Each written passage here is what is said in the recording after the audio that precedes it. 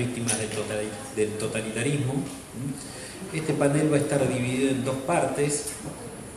La primera parte va a ser sobre el Holodomor y la segunda parte va a ser sobre se cumple el 50 aniversario de la invasión soviética a Checoslovaquia.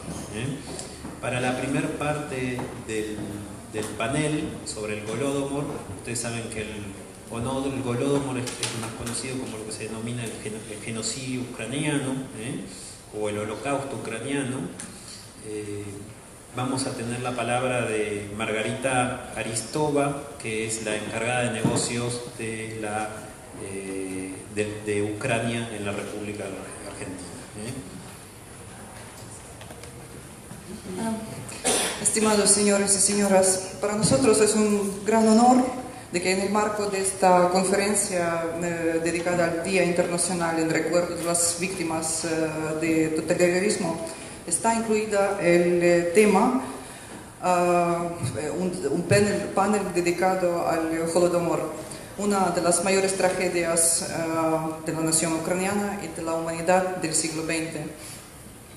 En esta relación, en nombre del gobierno de Ucrania, quisiéramos agradecer a Kadal por haber invitado a nosotros a participar en esta jornada y en calidad de los expositores. Para hacer una breve introducción sobre qué es Holodomor, quería mostrarle un extracto del video, que es un proyecto conjunto realizado por el Museo Nacional de Ucrania, Memorial de las Víctimas del Holodomor, y en Kiev, y el Museo Canadiense de los Derechos Humanos en Winnipeg. Este proyecto tiene el nombre Territorio del Holodomor, la memoria es eterna.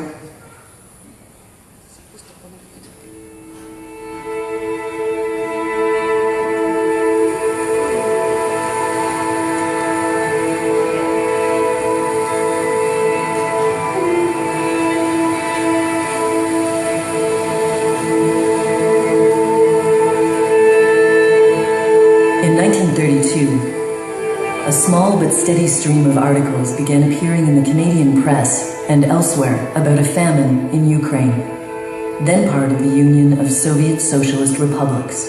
Worldwide, supporters of the regime and its ideals wished to portray a workers' paradise evolving there and dismiss the reports as anti-communist propaganda.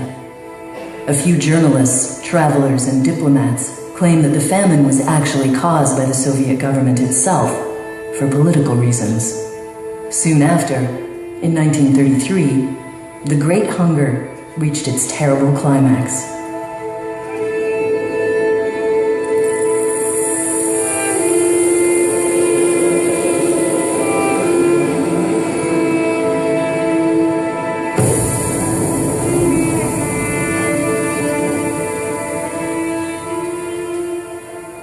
The fact that mass hunger had occurred in Ukraine was not in dispute.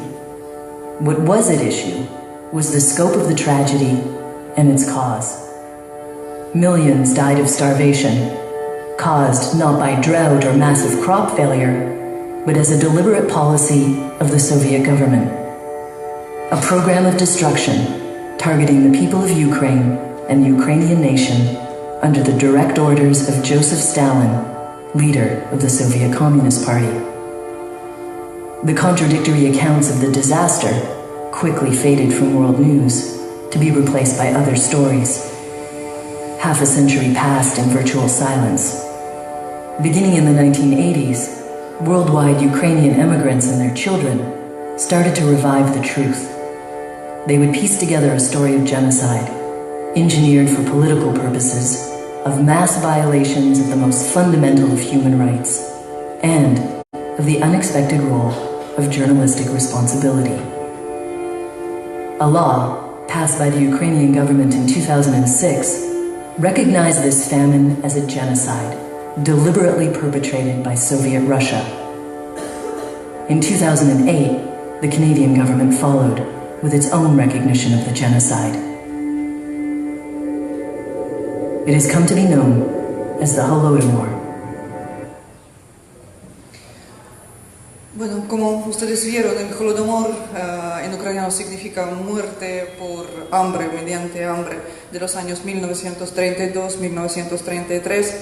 En Ucrania fue una de las más grandes, terribles tragedias no sociohumanitarias, no solamente de la nación ucraniana, sino de toda la humanidad. ¿Por qué hablamos de eso? Porque según diferentes cálculos, esta hambruna artificial tomó de 7 a 10 millones de vidas inocentes, no solamente de los ucranianos étnicos, sino de representantes de otras nacionalidades que vivían en el territorio de esta hambruna.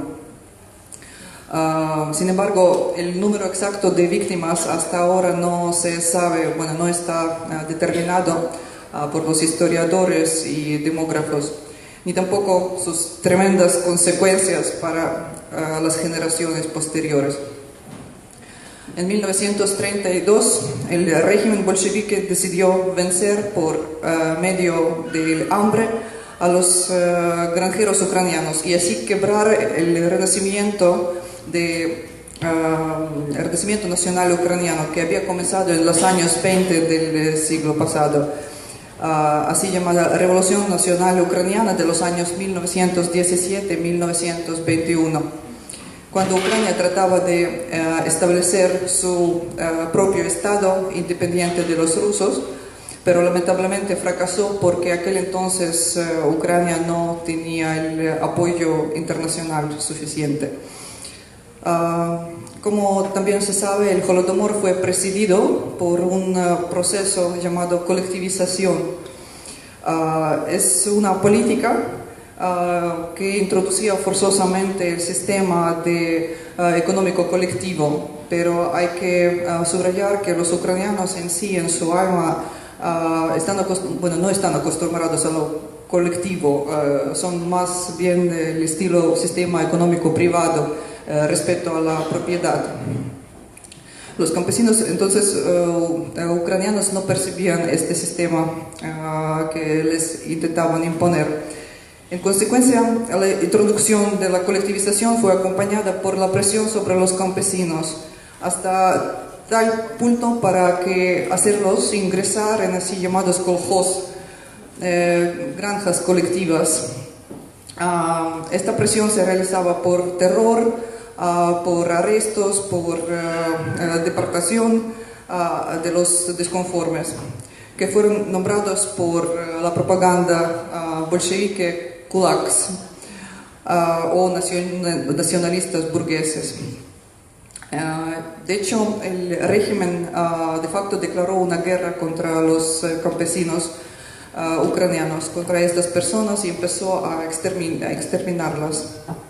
En 1932 el gobierno central impuso cuotas exorbitantes de grano, en algunos casos confiscando hasta la última semilla.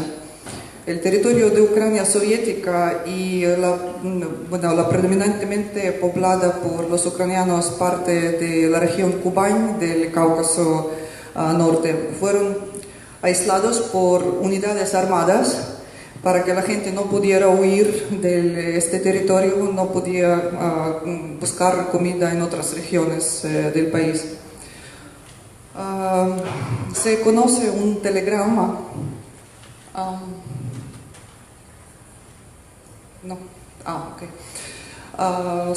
Hay diferentes documentos que nos dan base para concluir que fue una política premeditada del régimen bolchevique y precisamente del Joseph Stalin. Uno de estos documentos es un telegrama que Joseph Stalin mandó a Lazar Kaganovich, entonces secretario del Partido Comunista de la URSS, el 11 de agosto de 1932, donde se dice lo siguiente: lo principal ahora es Ucrania. Las cosas, como diciendo las palabras de Stalin, lo principal ahora es Ucrania, no perderla. Las cosas en Ucrania van muy mal, están mal los asuntos del partido. Se dice que en 2 regiones de Ucrania, Kiev y Dnipropetrovsk, cerca de 5 comités de distrito se han manifestado contra los planes de acopio del grano. al creerlos irreales, es decir, sus propios, hasta los miembros del partido consideraban, tenían mente normal y entendían que eso va a matar a la gente con esas cantidades. ¿Qué nos recuerda esto? Esto no es un partido, sino un parlamento, una caricatura de un parlamento. Si no corregimos la situación inmediatamente, podemos perder Ucrania. Fijaos que Pilsudski, mariscal de Polonia, no renuncia así como así, sin hacer nada. Y su red de agentes en Ucrania es más potente de los que piensan Redens o Kasior. Eran dos miembros del Partido Comunista de Ucrania, manos de Stalin en organizar Holodomor.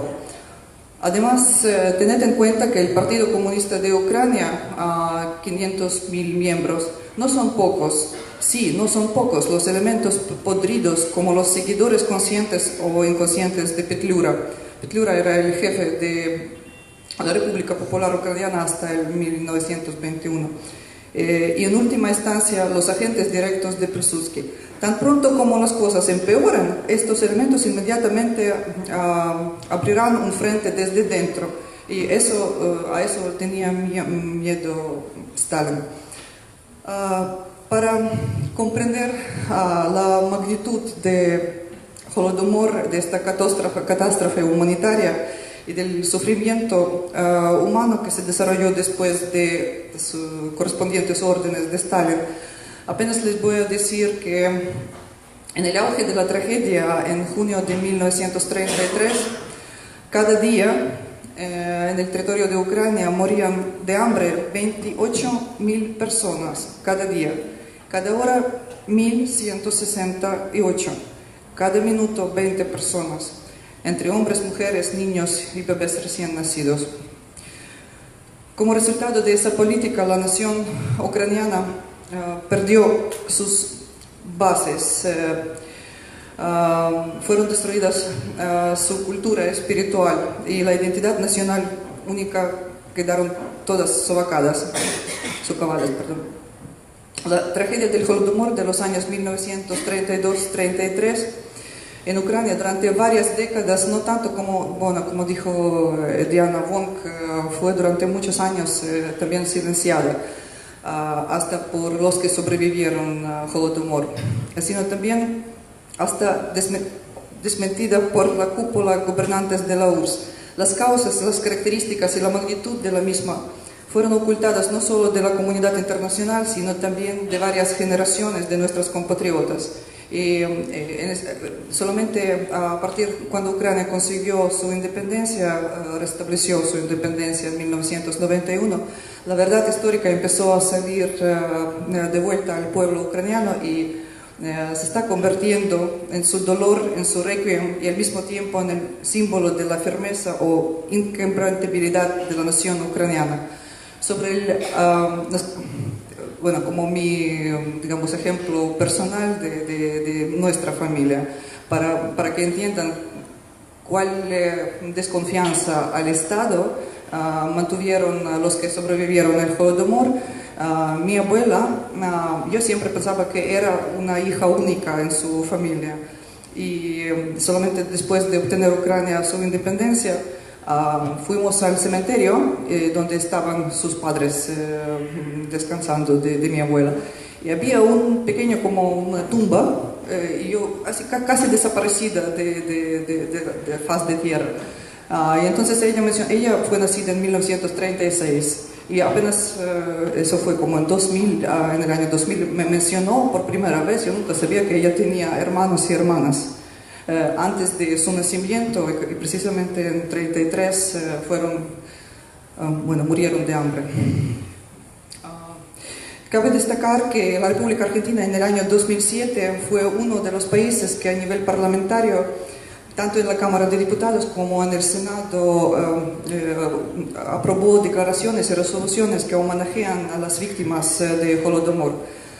Recientemente nuestros amigos del grupo parlamentario de amistad en la Cámara de Diputados introdujeron dos proyectos de documentos, una resolución que reconoce el Holodomor de los años 32-33 como genocidio genocidio del pueblo ucraniano llevado a cabo por el régimen stalinista y una ley que declara el 24 de noviembre de cada año como Día de Acción por el Genocidio del Pueblo Ucraniano.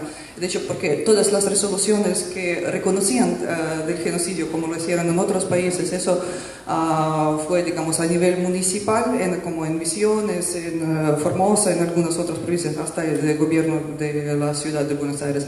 Pero a nivel nacional y parlamentario nunca fue reconocido, bueno, en Argentina por ahora, genocidio del pueblo ucraniano. Así que nosotros, bueno, alimentamos nuestras esperanzas que próximamente estas resoluciones serán aprobadas. Ahora con nosotros están, bueno, otros países ya lo hicieron, como Australia, Canadá, Colombia, Ecuador, Estonia, Georgia, Hungría, Letonia, Lituania, México, Paraguay, Perú, Polonia, Portugal, Santa Sede y muchos más. Por eso, bueno, me gustaría invitar a todos a juntarse a nuestro llamado de hacer el propio juicio histórico y apoyar la iniciativa de sus diputados de adoptar la decisión de reconocimiento del Holodomor como un acto de genocidio. Bueno, si estamos limitados, entonces en esto... Bueno, muchísimas gracias, Roberto.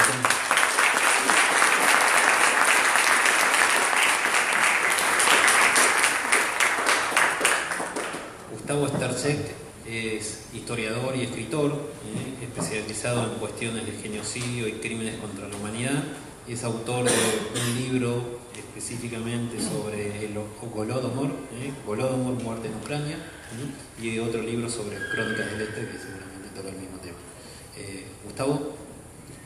Bueno, antes que nada, muchísimas gracias. No quiero dejar de aprovechar y agradecer la invitación de esta institución, del CADAL, para poder recordar este día tan tenebroso, porque realmente así lo es y así debe ser recordado, el Día de las Víctimas del totalitarismo y de los regímenes totalitarios. Yo escuchaba, y quiero por supuesto agradecer a la Embajada de Ucrania, que me convocó específicamente para estar hoy en esta mesa, cuando sin embargo no soy descendiente de ucranios, lo cual me honra doblemente. Parece mentira que estemos en el año 2018, estamos en el día 23 de agosto, en un lugar como Argentina, a más de 15.000 kilómetros de donde sucedieron muchos de los hechos hoy ya narrados y a punto de narrar, y que estemos hablando de esto. Parece mentira porque en realidad la maldad del ser humano no conoce de ningún límite y de ningún piso. Y parece mentira que alguien como yo tenga hoy que hablar de un crimen horrendo, inconcebible, como ha sido el Holodomor, que literalmente en lengua ucrania significa morirse de hambre, en un lugar, para los que no lo conocen, porque lamentablemente no es un lugar muy conocido y debería, como es Ucrania, es una enorme llanura, muy fértil, la más fértil y grande de Europa, una llanura que nace en realidad en el mar Báltico, atraviesa Polonia y salvo los accidentes de los Cárpatos al sur, se extiende y se agranda inclusive en Ucrania, adquiriendo su mayor fertilidad. Ucrania ha sido llamado a la canasta de la Unión Soviética porque proveía el pan y el grano a regiones que no lo tenían, y ha sido en gran parte el granero de Europa, posee la única tierra negra de Europa. Para comparar la llanura de Ucrania, y que todos lo entendamos, tenemos que pensar sencillamente en la pampa húmeda, la provincia de Buenos Aires, sur de Santa Fe, Córdoba y Entre Ríos. ¿Qué sería la Argentina sin eso? Eso era Ucrania, eso fue siempre Ucrania, y con su trabajo, elaborando a destajo, los ucranianos siempre se ganaron honrada y honestamente el pan. Ahora, ¿qué sucedió que pudo fabricarse, porque fue fabricada una hambruna artificial, la mayor en la historia de la humanidad, en una tierra tan rica, en una tierra realmente fértil como pocas? Y lo que sucedió lamentablemente es la política, una vez más es la política, y parece mentira que en algunas mesas, quizá no demasiado más grandes que estas en las que estamos disertando, parece mentira que años atrás cierta gente haya tomado decisiones que involucraron literalmente la muerte de millones de personas, ya sea en el 39 con la invasión a Polonia por el nazismo, o ya sea años atrás, de lo cual estamos hablando, por el Holodomor del cual el principal responsable, como bien dijo Margarita, fue Joseph Stalin, pero no por supuesto el único. Hay otros nombres tenebrosos que deben quedar recordados en la historia como lo que fueron: asesinos y genocidas de gente inocente. Lazar Kaganovich, Lavrenti Beria y otros tantos, Vladislav Molotov, tenebrosos realmente, que han abortado la vida de millones de personas y de una forma realmente infame.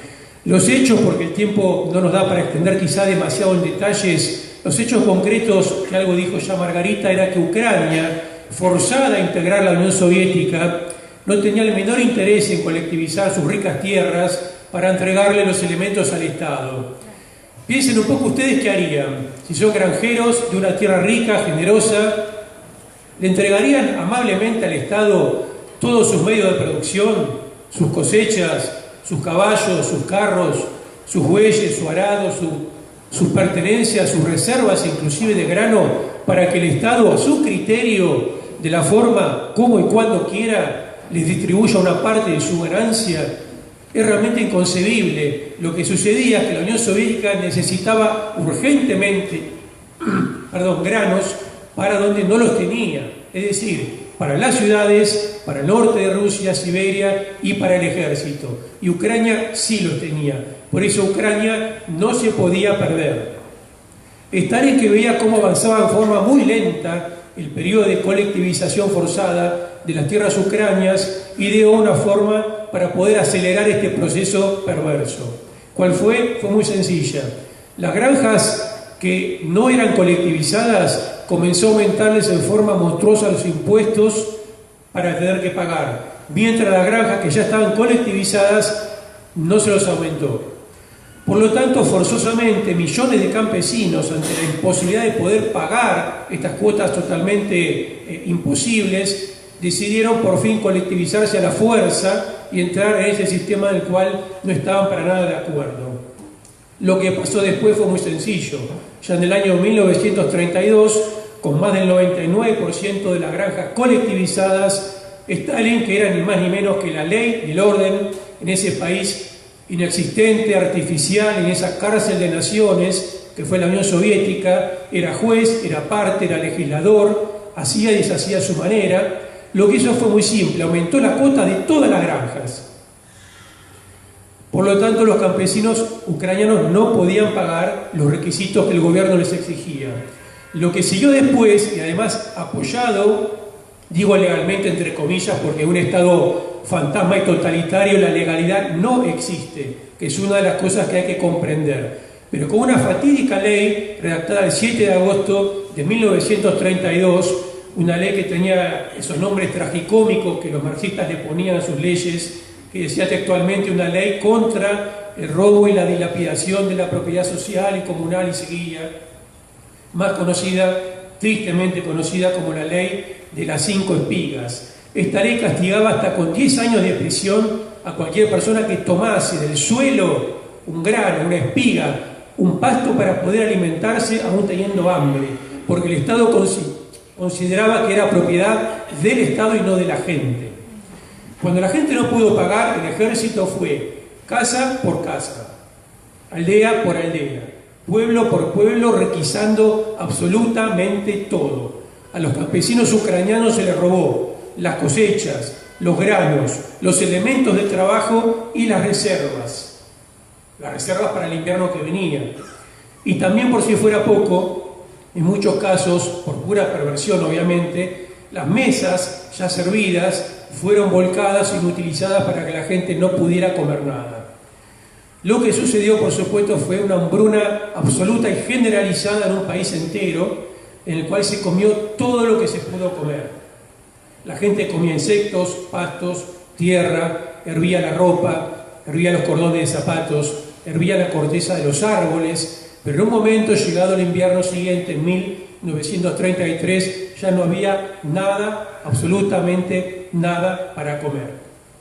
Para dar una idea del tremendo impacto que tuvo el Holodomor, este genocidio por hambre, esta hambruna artificial fabricada por la Unión Soviética, les voy a dar 2 datos estadísticos nada más. En 1930, o sea, antes del Holodomor, que comienza en el año 32, Ucrania tuvo una tasa de nacimientos de 1.023.000 personas, contra una tasa de decesos de algo más de 560.000 personas. Conclusión, Ucrania ganó ese año 487.000 habitantes.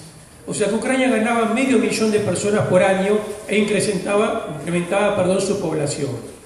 Ya en 1932, cuando comienza este periodo, la tasa de natalidad baja drásticamente a solamente 782.000 personas y la tasa de decesos sube a 668.000. Por lo tanto, ese año Ucrania solamente incorpora 114.000 personas. Pero lo peor se ve el año siguiente, el año 1933, donde la tasa de natalidad se vuelve a desplomar, no llega ni siquiera a 500.000 de habitantes, 471.000 para ser exactos, y la tasa de mortalidad se dispara a 1.850.000 personas. O sea que ese año Ucrania no solamente no gana población, pierde 1.379.000 personas. Y el año siguiente, ya después del Holodomor, en 1934, para ver el impacto tremendo que siguió teniendo, Ucrania no logra recuperarse. La tasa de nacimiento sigue muy baja, en solamente 471.000 habitantes, menos de la mitad que 4 años atrás, y la tasa de decesos es de cerca de 500.000 de habitantes. Por lo tanto, Ucrania solamente gana 88.000 personas. Les aclaro algo. Esta estadística es la única estadística oficial, hecha por los victimarios, hecha por los asesinos y genocidas, que de alguna forma quisieron medir el tremendo impacto de lo que habían hecho. O sea que es una estadística falsa. Pero aún así muestra, de número a número, de principio a fin, de que a Ucrania le faltaron 2,5 millones de habitantes.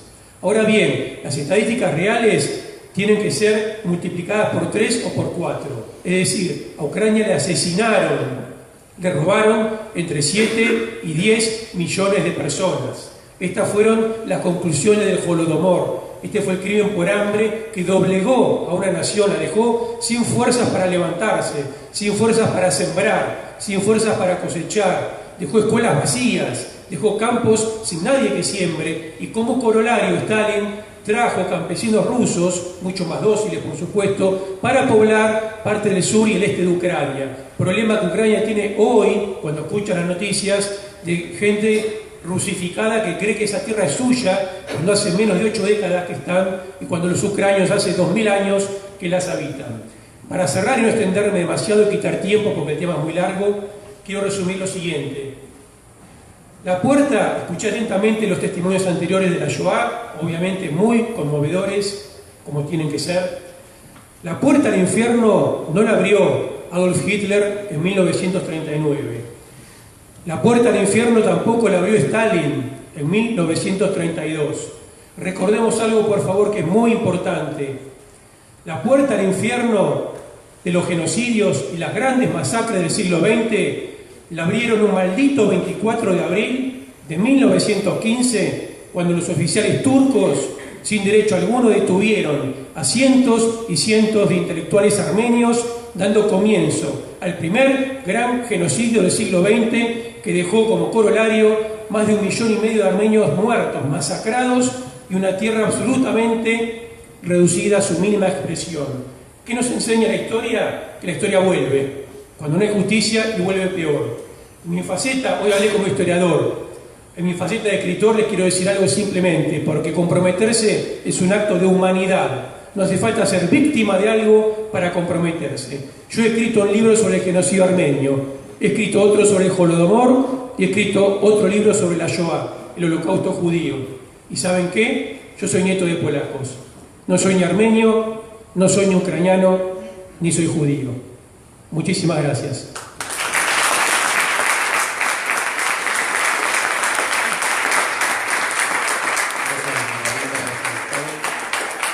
Vamos a pasar al segundo tema de este panel, que tiene que ver con el 50 aniversario de la invasión soviética a Checoslovaquia.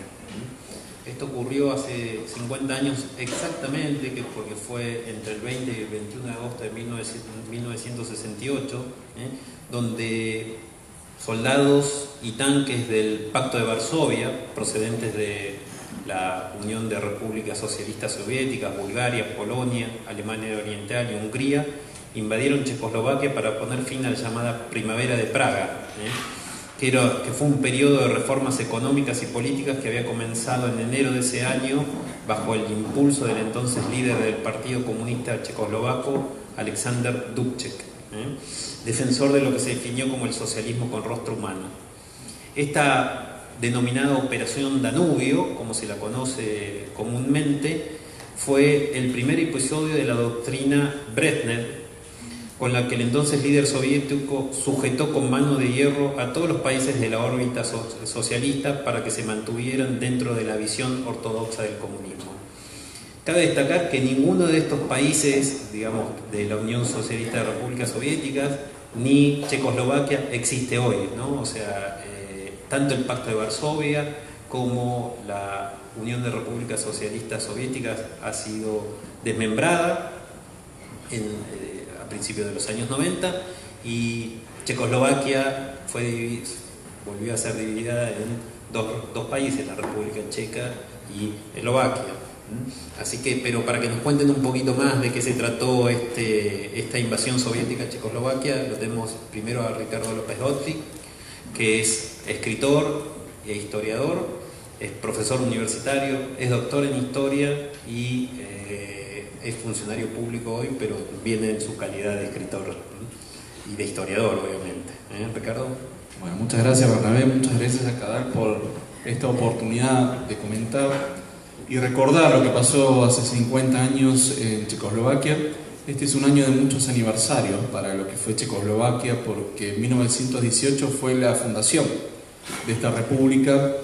El 1 de enero fueron 25 años 25 años de que se desmembró Checoslovaquia, fue en 1993, el 1 de enero, y hay una serie de episodios que van marcando un itinerario bastante difícil para lo que fue ese país centroeuropeo y que refleja bastante bien las crisis que tuvo el viejo continente a lo largo del siglo XX. En 1918 se funda la República, en 1938 es el Pacto de Múnich, por el cual Checoslovaquia debe ceder territorio a la Alemania nazi. Luego en 1948 se produce el golpe de Estado comunista en el que se implanta el gobierno de Clement Gottwald. En 1968 recordamos esta invasión soviética a un país aliado a la Unión Soviética. Por lo tanto, digamos, va jalonando este año una serie de eventos que nos viene bien recordar. Como les decía, en 1948 se instaura el régimen comunista en Checoslovaquia por medio de un golpe de Estado en el que se desplaza a todos los ministros no comunistas del gabinete, y hay que señalar que este era el país más prorruso de lo que era Europa Oriental. De hecho, el Partido Comunista había ganado en elecciones libres en 1946 el 38% de los votos, y en términos generales había una gran simpatía por la Unión Soviética, porque en 1938 habían sido abandonados por Occidente. Francia y Gran Bretaña decidieron ceder todo lo que eran los Sudetes a la Alemania nazi, con lo cual se vuelca Checoslovaquia muy a favor de la Unión Soviética. Y comienza un régimen muy estalinista, quizás el más estalinista de lo que era Europa Oriental, tomando al pie de la letra lo que había que hacer, y de hecho tuvo una serie de purgas al mejor estilo de lo que había ocurrido en la Unión Soviética. Sigue a la misma agenda que la Unión Soviética hasta que en 1968 asume Alexander Dubček como primer secretario general del Partido Comunista Checoslovaco. Recordemos que el cargo importante en el esquema soviético socialista, el cargo importante era ser secretario general del partido, no presidente de la República. Kalinin era presidente cuando estaba vivo Stalin y nadie se acuerda quién era Kalinin. De hecho hay una ciudad a su nombre, Kaliningrado, pero nadie se acuerda quién es. Es decir, lo importante era ser secretario general del partido. Y Dubček asume en enero del 68 como secretario general del partido con el objetivo de oxigenar el socialismo. ¿Por qué? Porque Checoslovaquia, que había sido uno de los 10 primeros países industriales del mundo, es como si hoy Corea del Sur se convirtiera en un país comunista, de hecho tiene un par, ¿no? Tiene Corea del Norte, pero es como si Corea del Sur de repente se estanca en el tiempo. Y entonces lo que se buscaba era revitalizar la economía y la sociedad checoslovaca porque se había quedado detenida. De modo que Dubček lo que va a plantear era lo que llamaba el socialismo con rostro humano, la posibilidad de una reforma democrática y liberalizadora dentro del socialismo real. En este sentido hay que señalar lo siguiente: Dubček no era un outsider, era miembro del Partido Comunista. Él vivió 13 años en la Unión Soviética en el periodo stalinista y estudió 3 años en Moscú en la escuela del Partido Comunista. O sea que no era una figura externa, sino que, muy por el contrario, era un verdadero aparato del partido. No obstante, él veía que era necesario oxigenar esto. Y tengamos en cuenta, en 1968, lo que ocurría en el mundo, el movimiento de la contracultura en Occidente. Los hippies en Estados Unidos, en el mundo del flower power, el mayo francés, es decir, todo el mundo de la contracultura impugnando la cultura occidental y los valores propios de la democracia occidental, y todo esto se abre la frontera cultural de Checoslovaquia con el mundo occidental, después de haber estado 30 años cerrados al mundo, contando con el nazismo, que había sido un país muy cosmopolita, Checoslovaquia, antes de la Segunda Guerra Mundial. Y de repente entra todo esto, entra todo el mundo hippie, los Beatles, entra todo, la moda, las minifaldas, entra todo, ¿no? Y además de esto empiezan los grupos intelectuales que siempre tuvieron un enorme peso en Checoslovaquia, empiezan a plantear la posibilidad de ir más allá de la propia reforma del socialismo real. Es decir, que planteaban la idea de posibles elecciones libres, competitivas, por fuera del partido, que empezaba a haber más mecanismos de economía de mercado, que hubiera una apertura hacia Occidente. Empiezan a cuestionar el Pacto de Varsovia. ¿Y esto qué hace? Genera la alarma de los vecinos, de Alemania Oriental, de Polonia, de Hungría. Dicen, ¿qué pasa acá? Detengamos esto, porque esto se va a contagiar por el resto de Europa Oriental, hay que pararlo ya. Y es donde Brezhnev, que era el secretario general del Partido Comunista Soviético, finalmente, después de una serie de conversaciones con Dubček, y lo llamaba, decía, afloja un poco con esto, volvé para atrás, no vayas tan rápido, finalmente se decide aplicar lo que después se va a conocer como doctrina Brezhnev. Formalmente lo que se hizo fue que algunos comunistas checoslovacos llamaran a Moscú diciendo: hay peligro de contrarrevolución, peligro del socialismo. De modo que con este argumento legal ingresa el Pacto de Varsovia en la noche del 20 al 21 de agosto con los tanques a invadir Checoslovaquia, salvo un solo país del pacto que no participa, que va a ser Rumania, y no por convicciones democráticas de Ceausescu, sino porque quería preservarse en su propio feudo sin que lo intervinieran. Es muy conocido cómo fue la invasión, porque los tanques irrumpen y la población se lanza a las calles para impedir esto, trata de hablar con los soldados que no tenían la menor idea qué hacían ahí, disparan, los tanques disparan a un edificio monumental que está en el centro de Praga, que uno cuando lo ve inmediatamente piensa, sí, debe ser el Congreso. No, era el Museo Nacional, ¿no? Y de hecho están los disparos ahí. La población trata de hablar, se genera una gran resistencia y Dubček es secuestrado y llevado a la Unión Soviética teóricamente en consulta. Imagínense que viene un ejército invasor, se lleva al presidente durante una semana y dice, no, está en consulta, ¿no? Se lo llevan y después de 10 días lo reponen, como si no hubiera pasado nada. Lo que va a ocurrir a partir de entonces es, primero, la población asimilaba esta invasión con la de 1938 y 39 de la Alemania nazi, ¿no? Decían, en 1938 fueron los nazis, en 1968 es el comunismo soviético. La propia idea de que un país aliado y que se suponía que los protegía, los invadía. Esto era un quiebre muy importante. Y de hecho, muchos socialistas que aún había y que creían la posibilidad de la reforma del marxismo-leninismo, comprenden que el marxismo no es reformable. Ahí empiezan a darse cuenta que el marxismo no es reformable. Y, por otro lado, esta doctrina se consolida como una espada de Damocles en torno a todo lo que era Europa Oriental. Porque decía, bueno, nadie se salga de este juego, ¿no? Entonces, por eso Ceausescu, con bastante visión, se opone. Y por otro lado, ¿quién era el ideólogo de esto? El ideólogo no fue Brezhnev, sino quien en ese entonces era el director de la KGB. Y el director de la KGB era Yuri Andropov, que después va a ser el sucesor de Brezhnev y va a ser también el ideólogo de la invasión a Afganistán en 1979. Esta invasión lo que va a hacer es, y esto tiene que ver con una dinámica propia de los años 60 en los regímenes totalitarios, y era que ya no se utilizaban las purgas y los grandes juicios como la era stalinista, sino que se entra en lo que se llamaba el post-totalitarismo. El totalitarismo estaba ya tan consolidado que había arraigado en la sociedad y se había convertido en un mecanismo de autocontrol de las personas. Es decir, que todos participaban en ese mecanismo de control totalitario. De modo que Dubček lo reponen, lo dejan, a todo su elenco gubernamental reformista se lo va desplazando y se va colocando a los sectores más cercanos a Moscú. Lo que va a provocar la caída de Dubček y el inicio propio de lo que se va a llamar el régimen de la normalización en 1969 van a ser dos episodios. Uno, cuando un joven estudiante de filosofía de la Universidad Karlova de Praga se inmola públicamente.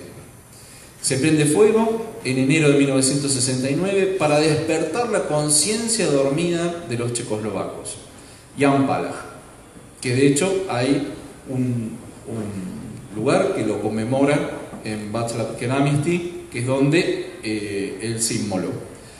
Por otro lado, lo que sí se convierte en el detonante, y si nosotros lo traducimos al fútbol vamos a entender perfectamente, es que en marzo de 1969 se produce el final del Mundial de Hockey sobre Hielo. A nosotros eso no nos dice nada, trasladémoslo a la FIFA, ahí entendemos perfectamente.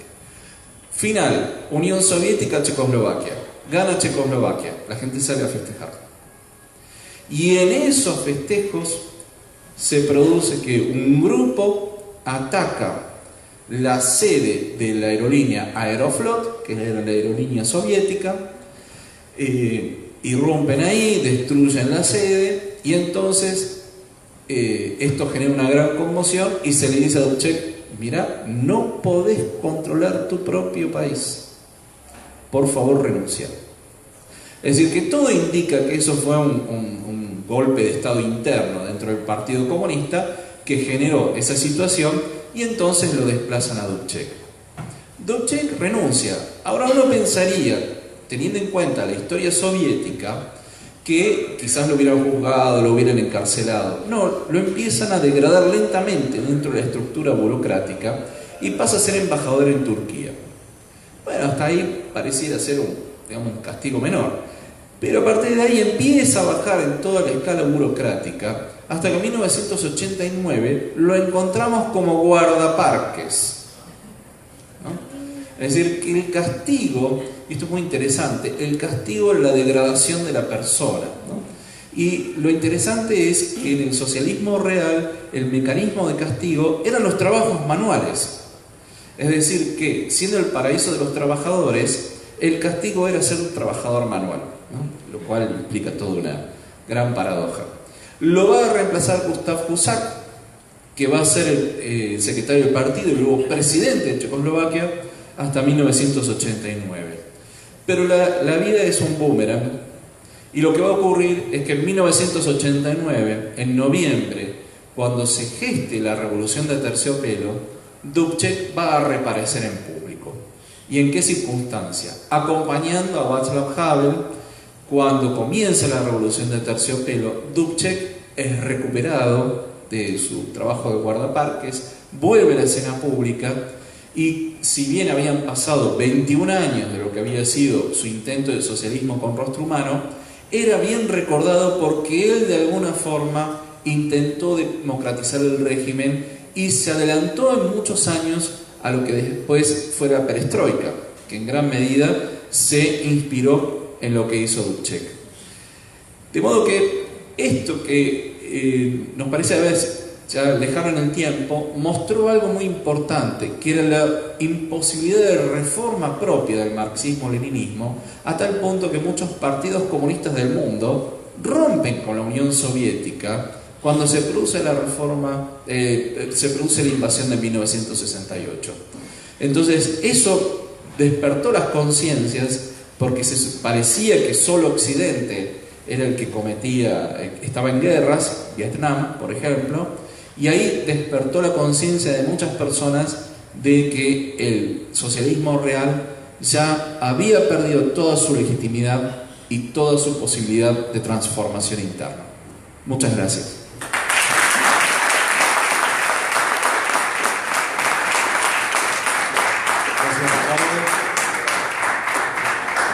Sobre el mismo tema, ahora va a hablar Ondřej Furík, que es checo, es periodista y activista en derechos humanos y tiene una maestría de la University of Westminster de Londres. Bueno, muchísimas gracias por invitarme a ese evento. Y bueno, yo quizás trataría de poner de lo que habló Ricardo en el contexto de hoy, de lo que está pasando en Europa Central, ¿no? Me imagino que muchos de ustedes quizás no están tan enterados de la política de un país tan lejano como República Checa o como los países que tenemos alrededor. Pero nosotros vivimos la crisis de la democracia más grande en los últimos 25 años, desde que regresamos a la democracia en 1989, ¿no? Algunos países ya se podría decir que realmente ya no tienen democracia, Hungría y Polonia, y República Checa y Eslovaquia están muy cerca de esos países también. En el caso de República Checa, nosotros por primera vez desde 1989 tenemos un gobierno que funciona solamente gracias al respaldo del Partido Comunista. Ese, después de 1989, fue un tabú absoluto. Eso no fue algo, ningún partido de la izquierda, de la derecha, del centro, ningún partido, sería dispuesto a gobernar con el Partido Comunista. Hoy la situación es diferente, ¿no? ¿Y a qué nos lleva eso? También tenemos un presidente que tiene una relación un poco rara con Rusia y el Partido Comunista, uno de los miembros del Parlamento importantes del Partido Comunista, hace unos días habló en una entrevista que realmente no fue Unión Soviética o no fueron los rusos que nos invadieron, ¿no?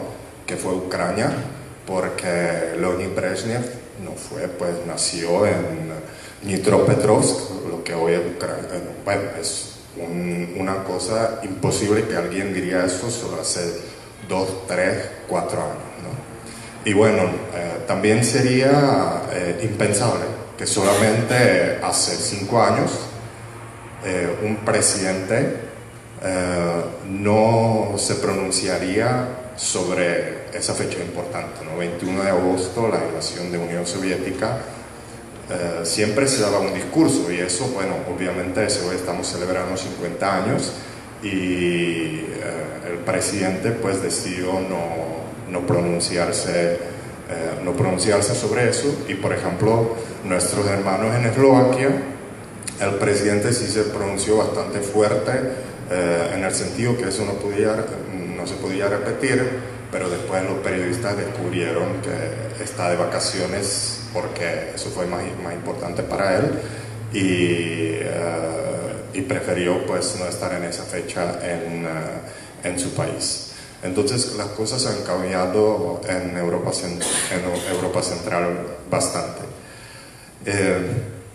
Lo que a mí me gustaría explicarles, y quizás para entiendan, porque ahora como lo explicó Ricardo, parece que en 1968, 69, 70, la gente sabía de esa invasión, y sería lógico, teníamos 1,5 millón de soldados que vinieron de otro país, que sería algo que no se podría ocultar de la memoria histórica.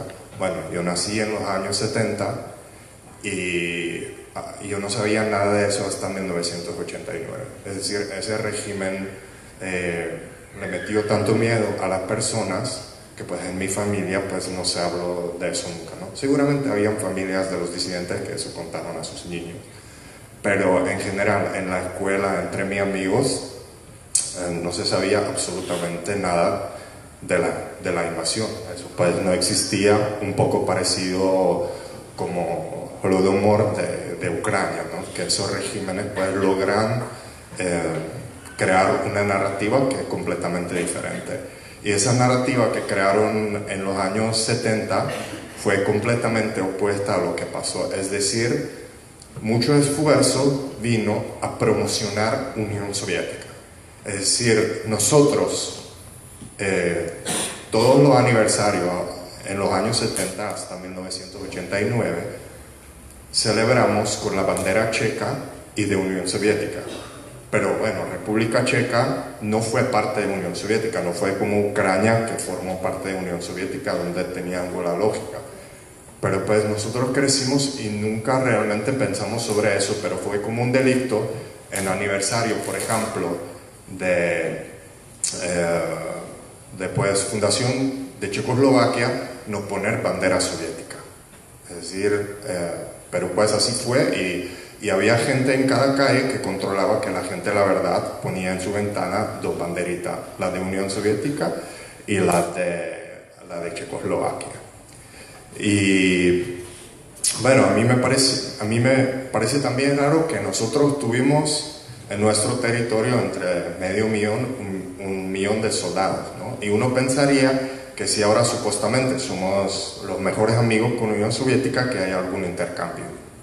Pero realmente el único intercambio que existía entre las personas comunes y los checos así de la calle fue que los rusos a veces vendían la gasolina por el precio muy bajo porque, bueno, lo trajeron de Rusia y ellos querían ganar el dinero. Es decir, esos soldados existían totalmente aparte, pero sí existían en todo el territorio de República Checa, ¿no?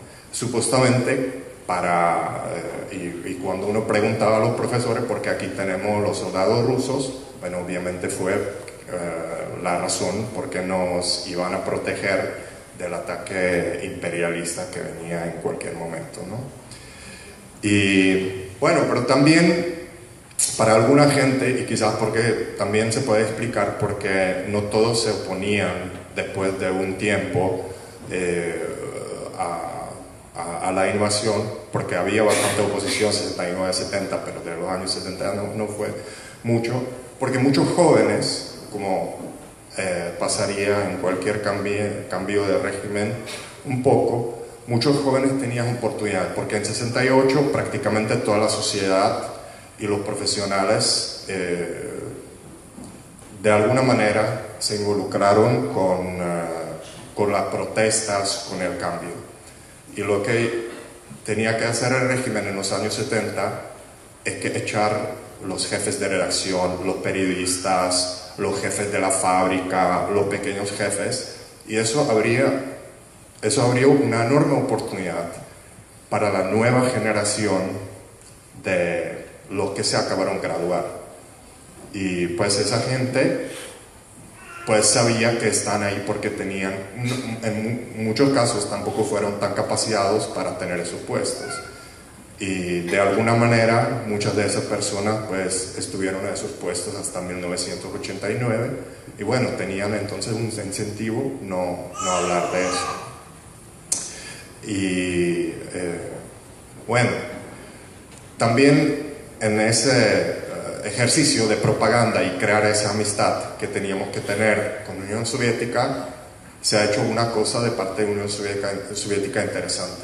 Es decir, tenían que hacer algo para mostrar que ellos de verdad son los mejores amigos que tenemos.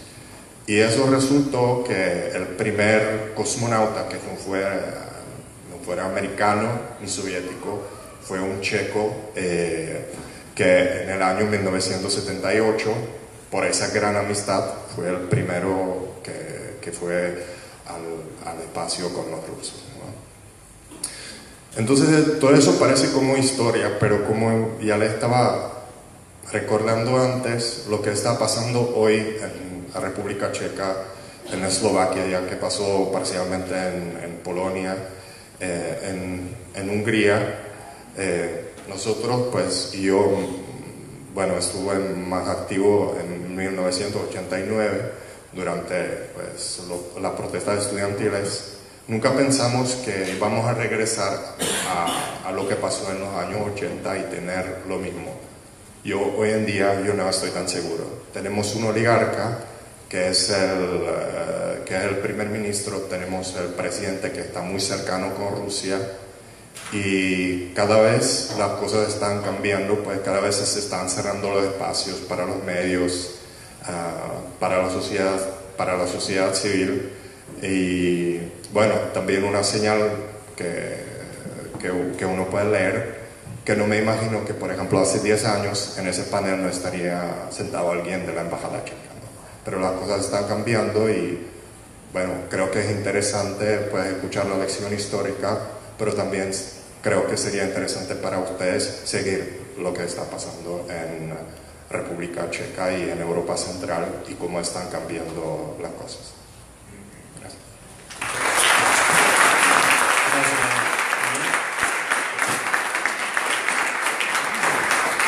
Andrés fue 2 minutos más corto del tiempo que disponía, así que voy a aprovechar para hacer una preguntita. Como soy muy democrático, me voy a elegir yo mismo para hacer la pregunta. Así que les quería preguntar sobre el Holodomor a Gustavo o a Margarita. Hay, digamos, depende de quién cuenta la historia, hay varias versiones respecto de qué fue lo que pasó, digamos, en ese holocausto ucraniano del que ustedes hablaban claramente. Murieron no se sabe bien, pero alrededor entre 7 y 12 millones de personas, ¿no? Muertas de hambre además, ¿no? La versión más prosoviética habla de que en realidad ese holocausto fue culpa de los campesinos ucranianos ricos que destruyeron las cosechas y que mataron sus animales, digamos. ¿Qué real hay qué posibilidad de realidad hay sobre eso? Tendría que haber una cantidad enorme de campesinos ricos, muy ricos, ucranianos, para hacer semejante desastre, porque por matar algunos animales o algunas cosechas no se mueren de hambre entre 10, 12, 8 millones de personas. Esto está testimoniado de diferentes maneras. Primero, está testimoniado por lo más importante, testigos directos. Yo en persona conocí gente a través de la comunidad ucraniana con la que tengo mucho contacto, gente muy mayor, abuelitas que me contaron en primera persona que tenían 4, 5, 6, 7 años y que recuerdan todavía, acá hay gente que no me deja mentir de la comunidad ucraniana sentada en esta fila, que recuerdan todavía las palabras en ruso, las botas de los soldados y la violencia con que les saquearon y robaron sus propias casas. Son testimonios directos de niños que sabemos que no mienten ni pueden fabular sobre ese tipo de cosas. Además de eso, hay testimonios, por supuesto, escritos, testimonios orales, testimonios fílmicos también. Hay filmaciones, hoy por tema de tiempo yo no la pude traer, donde se ven en muchas aldeas los campesinos con los niños ucranianos con el vientre totalmente hinchado hacia afuera, tal cual la imagen que tenemos grabada de los campesinos etíopes y somalíes, a las cuales estamos lamentablemente más acostumbrados, porque constantemente, para evitar y mitigar el hambre, casi a la gente tomaba agua constantemente, tomaban litros y litros de agua como una forma burda de engañar al estómago, como para tener algo encima. Esos testimonios están en las aldeas ucranianas, no en unas sino en miles. Y por si fuera poco eso, yo nombré una estadística que es oficial, o sea, hizo el gobierno para medir parcialmente el daño que habían hecho. O sea, una estadística hecha por los mismos victimarios y que da a cuenta que faltan millones de personas. Pero por si fuera poco, enviados internacionales entre ellos y un embajador de Estados Unidos, si no recuerdo mal, por cartera diplomática sacó documentos de la Unión Soviética donde constataba el hambre que hubo en ese momento. Incluso en periódicos, en el New York Times, Washington Post y otros más, salió bien grande el título en inglés, Famine en Ucrania, hambre en Ucrania, con las fotos de las personas que pudieron justamente rescatarse. Y como dato anecdótico te agrego algo: la cosecha de 1933 de 26.3 millones de granos, cosecha récord en Ucrania, fue mal vendida, subastada hasta el final en los mercados internacionales a un precio bajísimo, en lo cual Occidente pensó que las cosas estaban muy bien, porque un país que vende su grano en su totalidad porque cosechó muchísimo. Lo que el mundo no sabía, que en este estado tenebroso, la Unión Soviética exportó el grano que le quitó de la boca a los ucranianos. O sea, esa cosecha de 1933 hubiera servido para alimentar 2 años a toda la población de Ucrania. Así que testimonios es lo que sobra, lo que falta a veces, como siempre, la buena voluntad política de ponerlos en la mesa. Yo precisamente quería agregar que, ¿sabe? Ningún campesino ucraniano nunca aniquilaría su propio trabajo, ¿no? Y además, como mencionó Gustavo, los datos estadísticos de exportaciones, sí, que eran ingresos de dólares y esas piezas de oro, ¿no? Para el presupuesto de Stalin, y mientras tanto nuestra gente moría de hambre. Bueno, muchas gracias a los 4 por participar en este panel.